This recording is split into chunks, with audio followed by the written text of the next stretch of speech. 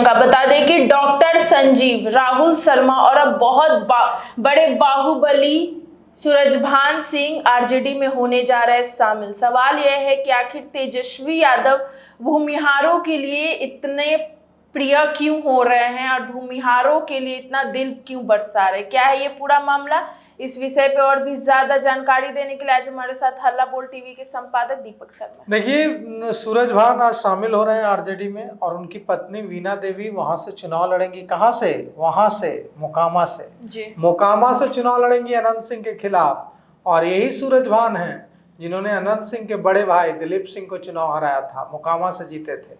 और यही सूरजभान हैं जिन्होंने कुछ दिन पहले कहा था कि अहंकार तो रावण का भी नहीं रहा तो अनंत सिंह का कैसे रहेगा। और ऐसा नहीं है कि मोकामा में अनंत सिंह को हराया नहीं जा सकता है।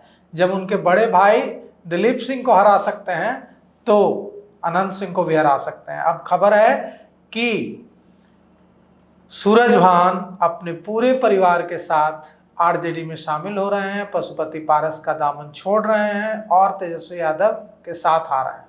उनकी पत्नी वीणा देवी चुनाव लड़ेंगी मोकामा से, इसकी भी खबर आ रही है। और यह भी खबर आ रही है कि उनके भाई चंदन सिंह भी शामिल होंगे आरजेडी में। मतलब वीणा देवी, सूरजभान के भाई चंदन सिंह, पूरा सूरजभान का परिवार या बाहुबली परिवार अब आरजेडी के साथ आ रहा है। अब जो प्रियंका ने कुछ देर पहले बात की कि पहले परबत्ता से डॉक्टर संजीव, फिर जहानाबाद के पूर्व सांसद जगदीश शर्मा के बेटे राहुल शर्मा और अब सूरजभान। और उसके बाद मैंने आपको यह खबर कल दी ही थी कि इस बार जो आरजेडी की लिस्ट है, जो तेजस्वी यादव की लिस्ट है, उस लिस्ट में 1 2 3 4 5 नहीं, पूरे 10 भूमिहार शामिल होंगे। मतलब 10 भूमिहार नेताओं को प्रत्याशी इस बार बनाने जा रहे हैं तेजस्वी यादव। पिछली बार 2020 में मात्र 1 भूमिहार को टिकट दिया था और इस बार उस पर 0 बैठ गया है, 1 के आगे 0। मतलब पिछली बार 2020 में 1 भूमिहार को टिकट दिया था, इस बार 10 भूमिहार को टिकट दिया है। इसकी वजह क्या है? इसकी वजह यह है कि तेजस्वी यादव चाहते हैं कि उनके साथ भूमिहार आ जाए, क्योंकि भूमिहार एक बिहार में एक ऐसा फैक्टर है जो जिसके साथ जाता है उसको उस पार्टी को सरकार बनाने में मदद मिल जाती है। अभी देखिए, तेजस्वी यादव की यही कोशिश है। इसी अब तक वे भूमिहार वोटर्स के लिए, सवर्ण वोटर्स के लिए कांग्रेस पर निर्भर रहते थे। आरजेडी सवर्ण बहुल अगड़ी जाति के प्रभाव वाले क्षेत्रों में, अगड़ी जाति के प्रभाव वाली सीटों पर खुद चुनाव न लड़कर कांग्रेस को चुनाव लड़ाती थी। लेकिन इस बार आरजेडी ऐसा करने नहीं जा रही है। इस बार राष्ट्रीय जनता दल अपने नेताओं को, जो दूसरी पार्टियों से शामिल कराए जा रहे हैं भूमिहार नेता, उन्हें लड़ाने की पूरी रणनीति बना चुकी है। और 13 कुशवाहा और 10 भूमिहार को चुनाव लड़ाने की तैयारी है। अब फिर आते हैं इसमें और मतलब और भी क्या शामिल होंगे? बहुत लोग अभी शामिल होंगे। अभी एक और खबर हम आपको बता दें शामिल होने के, जब आपने पूछा तो, कि जहानाबाद के पूर्व सांसद हैं अरुण कुमार, वे अभी 1 बजे जनता दल यूनाइटेड में शामिल हो रहे हैं। और उनके बेटे ऋतुराज चुनाव लड़ेंगे। जहानाबाद से लड़ें, घोसी से लड़ें, अरवल से लड़ें, कुर्था से लड़ें, लेकिन जदयू के टिकट पर चुनाव लड़ेंगे। अरुण कुमार ने साफ कर दिया है कि आज पूर्व सांसद अरुण कुमार और उनके बेटे ऋतुराज जनता दल यूनाइटेड में शामिल होंगे 1 बजे। इससे पहले भी वे जनता दल यूनाइटेड में शामिल होने का उनका कार्यक्रम था, लेकिन कार्यक्रम से ठीक पहले इसे स्थगित कर दिया गया था। बाद में मान मनोबल का दौर चला और अब अरुण कुमार की फुल एंड फाइनल एंट्री होने जा रही है। अब फिर से आते हैं सूरजभान पर। देखिए, सूरजभान बड़े बाहुबली तो रहे ही हैं, रामविलास पासवान के बेहद करीबी और बेहद विश्वस्त रहे हैं। लोक जनशक्ति पार्टी में उनकी एक अलग अहमियत हुआ करती थी जब तक रामविलास पासवान थे। बाद में चाचा भतीजा विवाद यानी पशुपति पारस और चिराग पासवान का जब आपस में विवाद हुआ तो इस विवाद में सूरजभान ने किसका साथ दिया? सूरजभान ने साथ दिया पशुपति पारस का और चिराग से अलग हो गए। जब चिराग से अलग हो गए सूरजभान, तो फिर क्या हुआ? तो अब पशुपति पारस इतने ताकतवर नहीं दिख रहे हैं कि वे सूरजभान जैसे हाथी को अपने साथ रख सके।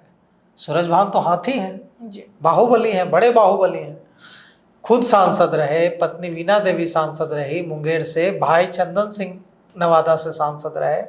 तो कुल मिलाकर के यह है कि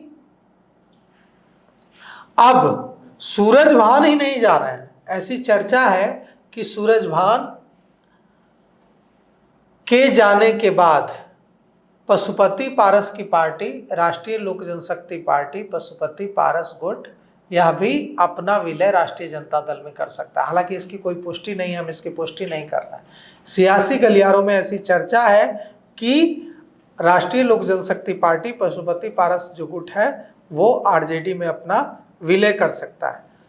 तो देखिए, सूरजभान का जो परिवार है, इसमें 3 सांसद हैं। सूरजभान खुद बेगूसराय के बेगूसराय जो कभी बलिया सीट हुआ करती थी, वहां से सांसद रहे। पत्नी मुंगेर से, वीणा देवी मुंगेर से सांसद रहीं, और 2019 में भाई चंदन सिंह नवादा से सांसद रहे। मतलब परिवार में 3-3 सांसद रहे। अब सवाल उठता है कि क्या तेजस्वी सूरजभान को लाकर, डॉक्टर संजीव को लाकर, जगदीश शर्मा को लाकर भूमिहारों को अपने साथ कर लेंगे? लेकिन इधर अरुण कुमार भी तो चले गए हैं जदयू में, तो कुछ तो बैलेंस होगा। अरुण कुमार, अनंत सिंह, ललन सिंह, ये सब मिलकर भूमिहारों को जदयू की तरफ रख पाएंगे कि सूरजभान, डॉक्टर संजीव, राहुल शर्मा, जगदीश शर्मा, ये सब मिलकर भूमिहारों को राजद के साथ जोड़ेंगे? तो देखिए, कुल मिलाकर बात यह है कि भूमिहारों को राष्ट्रीय जनता दल के साथ जाने में दिक्कत होती है। दिक्कत इसलिए होती है, नेता चले भी जाते हैं तो उनके समर्थक नहीं जा पाते हैं, उनके कार्यकर्ता, उनका जो वोट बैंक है वो नहीं जा पाता है। तो सर, मेरा एक सवाल रहेगा कि मोकामा से हर बार आनंद सिंह रहते हैं, ठीक है, एक्टिव, और इस बार सूरजभान सिंह की पत्नी वहां से लड़ रही है, तो क्या लगता है ये दोनों का मुकाबला कितना आगे बढ़ सकता है? बहुत रोचक मुकाबला होगा, बहुत दिलचस्प मुकाबला होगा, और ये जो मुकाबला होगा इसमें कौन जीतेगा कौन हारेगा कहा नहीं जा सकता है। अनंत सिंह, मोकामा में अनंत सिंह का किला मजबूत है, अभेद किला माना जाता है, लेकिन सूरजभान भी वहीं से आते हैं और वहीं उनका प्रभाव है,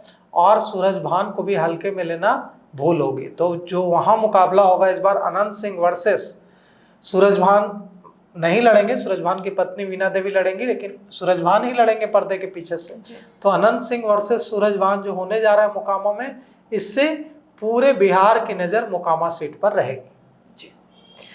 तो सुना आपने, इन सबको लेकर आपकी क्या राय में कमेंट सेक्शन में जरूर बताइएगा, और इस पेशकश में इतना ही। आगे की खबर देखने के लिए बने रहे हल्ला बोल टीवी के साथ। धन्यवाद।